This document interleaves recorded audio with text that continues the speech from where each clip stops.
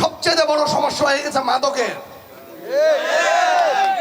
আমার মা বোনরা যারা যারা আছেন প্রতিটি ঘরে ঘরে মাদকের ছয় লাভ হয়ে গেছে।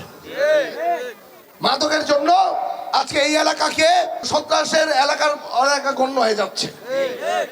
আজকে এই মাদকটা এসেছে এই 17 বছরে।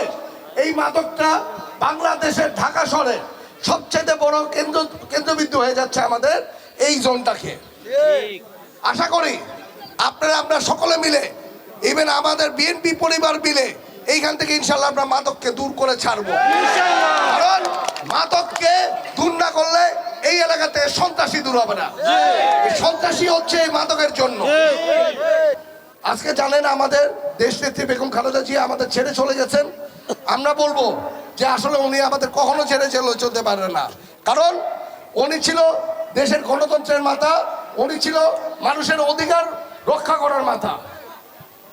উনি শুধু আমাদের বিএনপির নেত্রী ছিল না, উনি 18 কোটি মানুষের নেত্রী ছিল।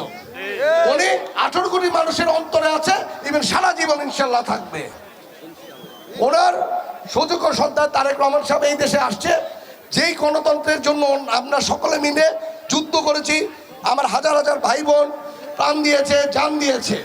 আজকে তাদের শহীদদের হলেও আমরা ইনশাল্লাহ গণতন্ত্রের 12 তারিখে সকলে মিলে আমরা শুধু আমাদের ভোট দিব না, আমাদের আত্মীয় স্বজন, বন্ধু বান্ধব, পাড়া প্রতিবেশী সকলকে নিয়ে ভোট কেন্দ্রে যাব।